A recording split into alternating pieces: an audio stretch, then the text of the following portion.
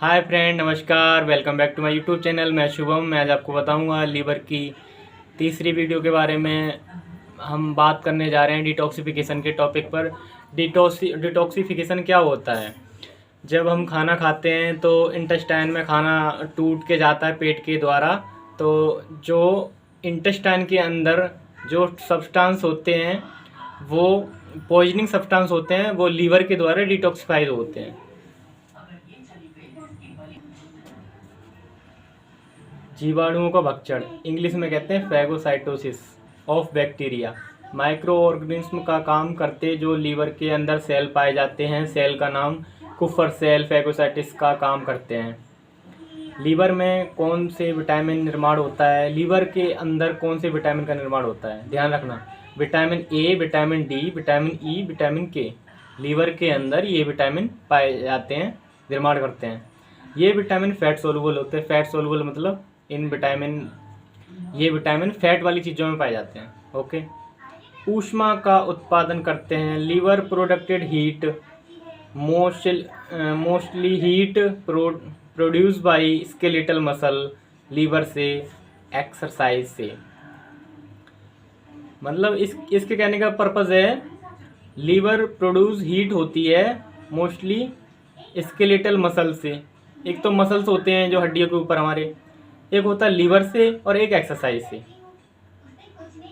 मतलब हीट किन किन चीज़ों से ज़्यादा उत्पन्न होती है? तो मैंने 3 चीज़ें बताई हैं, लीवर से, एक्सरसाइज से, स्केलेटल मसल से। अभी आता है इनऑर्गेनिक इलेक्ट्रोलाइट। इनऑर्गेनिक इलेक्ट्रोलाइट क्या होते हैं? इनऑर्गेनिक इलेक्ट्रोलाइट के अंदर Cu, कॉपर, आयरन, इसके अंदर इसका निर्माण होता है, स्टोरेज होता है। लीवर के नीचे जो लटकी हुई संरचना होती है उसे गॉल ब्लैडर कहते हैं। सो फ्रेंड, लीवर का टॉपिक हमारा ख़त्म होता है। अब हम पढ़ते हैं गॉल ब्लैडर के बारे में। गॉल ब्लैडर किस आकार का होता है? गॉल ब्लैडर नाशपाती के आकार का होता है। गॉल ब्लैडर के बारे में पढ़ते हैं। गॉल ब्लैडर मैंने बताया नाशपाती के आकार का होता है।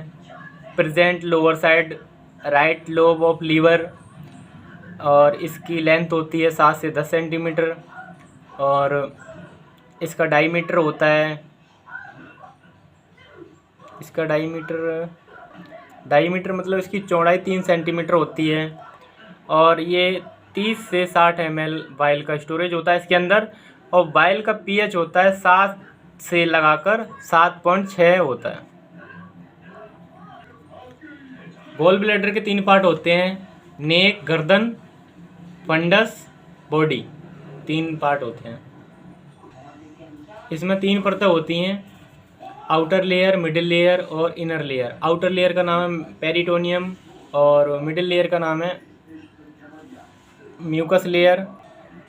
बीच वाली लेयर का नाम है मस्कुलर लेयर, और थर्ड वाली लेयर का नाम है म्यूकस लेयर। सिंपल सी बात है, जब इसके अंदर वाइल जूस नहीं होता है तो ये पिचका होता है, जब इसके अंदर वाइल जूस इकट्ठा हो जाता है तो ये फूल जाता है। अब देखते हैं लीवर के अंदर कितना बनता है वाइल, और गॉल ब्लैडर का मैंने बता ही दिया था। लीवर के अंदर 500 ml बनता है और गॉल ब्लैडर के अंदर 30 से 60 ml बनता है। एंड वाइल में से एक वाटर का एब्जॉर्प्शन करता है। इसके वाइल की विस्कोसिटी कम हो जाएगी। इस सेल ब्लैडर में मसल्स के अंदर कॉन्ट्रैक्शन होता है और बाइल डक्ट में जाता है। बाइल डियोडेनम के अंदर खुलती है। एक होती है पित्त वाहिनी, जिसे बोलते हैं सिस्टिक डक्ट। यह गॉल ब्लैडर से निकलने वाली डक्ट होती है। यह 4 सेंटीमीटर की लंबाई होती है इसकी।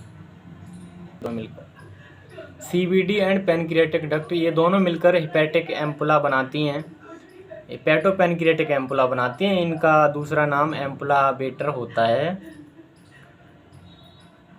ये किस में ओपन होगा? ओपन डियोडेनम से। वहाँ स्पिंक्टर रहता है, स्पिंक्टर ऑफ ओडाई।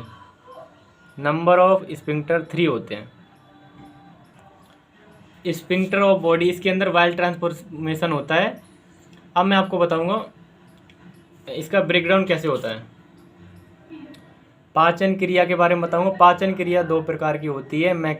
एक होती है मैकेनिकल ब्रेकडाउन, और इसमें व्यक्ति खाना खाता है और भोजन को बड़े बड़े टुकड़ों में होता है, चबाता है। और food large particle small particle by mastication. दूसरा होता है रासायनिक पाचन, केमिकल डाइजेशन। इस प्रक्रिया में बड़े बड़े भोजन के टुकड़े व इसमें मौजूद पाचक रसों से मिलकर सलाइवा जाता है और इन बड़े बड़े टुकड़ों में विभाजित करता है। और इसके साथ ही सहायक अंगों की पाचन ग्रंथियों के द्वारा स्रावित एंजाइम भी महत्वपूर्ण भूमिका निभाते हैं। निगलना, जैसे हम खाना खाते हैं निगलते हैं, तो इसे कहते हैं इंजेशन।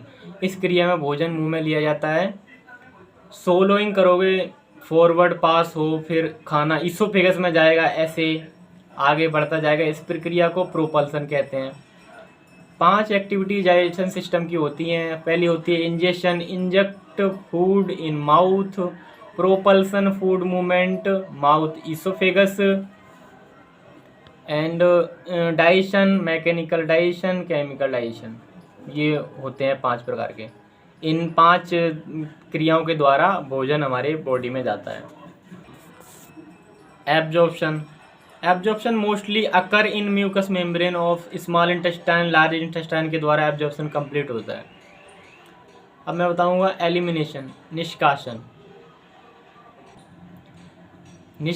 एलिमिनेशन का मतलब यही होता है, जो भी वेस्ट मटेरियल होता है उसको, फूड को बाहर निकालना, एनस के थ्रू बाहर निकालना, तो उसको कहते हैं रिमूव बाय एनस, एलिमिनेशन। अब बताऊंगा उपापचय के बारे में। मेटाबॉलिज्म, जो भी न्यूट्रिएंट हैं भोजन में उनका एब्जॉर्प्शन होगा, उसके बाद मेटाबॉलिज्म देखने को मिलेगा। जो भी न्यूट्रिएंट हैं मेटाबॉलिज्म एटीपी और एनर्जी। एटीपी एनर्जी देती है हमें। एटीपी की फुल फॉर्म होती है एड्रीनो ट्राईफॉस्फेट। इसमें 2 प्रकार की क्रिया होती हैं, कैटाबॉलिज्म और एनाबॉलिज्म। कैटाबॉलिज्म इस प्रक्रिया बड़े अणुओं को तोड़कर लार्ज मॉलिक्यूल्स में से स्मॉल मॉलिक्यूल्स में तोड़ना, जिससे एनर्जी प्रोवाइड होती है।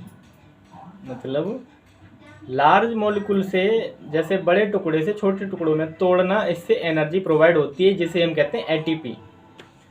अब आता है दूसरा एनाबॉलिज्म। इस प्रक्रिया में छोटे छोटे मॉलिक्यूल मिलकर बड़े मॉलिक्यूल्स का निर्माण करते हैं। इस क्रिया में ऊर्जा का उपयोग किया जाता है। यह दोनों प्रक्रिया मिलकर कोशिका में ऊर्जा का स्तर बनाए रखती हैं तथा मेटाबॉलिज्म की क्रिया नियंत्रण ग्रंथि द्वारा मेटाबॉलिज्म स्रावित हार्मोन से क्रिया किया जाती है।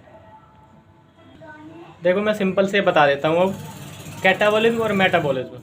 कैटाबॉलिज्म ब्रेकडाउन होता है, लार्ज मॉलिक्यूल स्मॉल मॉलिक्यूल्स में कन्वर्ट हो जाते हैं तो एनर्जी प्रोवाइड करते हैं। इस प्रक्रिया में छोटे मॉलिक्यूल बड़े मॉलिक्यूल निर्माण करते हैं जब एनर्जी बनती है।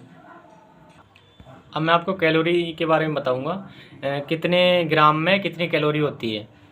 1 ग्राम कार्बन हाइड्रोक्साइड में 4 किलो कैलोरी होती है, ध्यान रखना। और 1 ग्राम फैट में 9 किलो कैलोरी होती है। 1 ग्राम प्रोटीन में 4 किलो कैलोरी होती है। अब मैं बताता हूँ जूल के बारे में। जूल 17 किलो जूल में 1 ग्राम एल्कोहल होता है। 17 किलो जूल में 1 ग्राम एल्कोहल होता है। 37 किलो जूल में 33 किलो कैलोरी होती है और 17 किलो जूल में 7 किलो कैलोरी होती है। कार्बोहाइड्रेट का उपापचय, मेटाबॉलिज्म ऑफ कार्बोहाइड्रेट।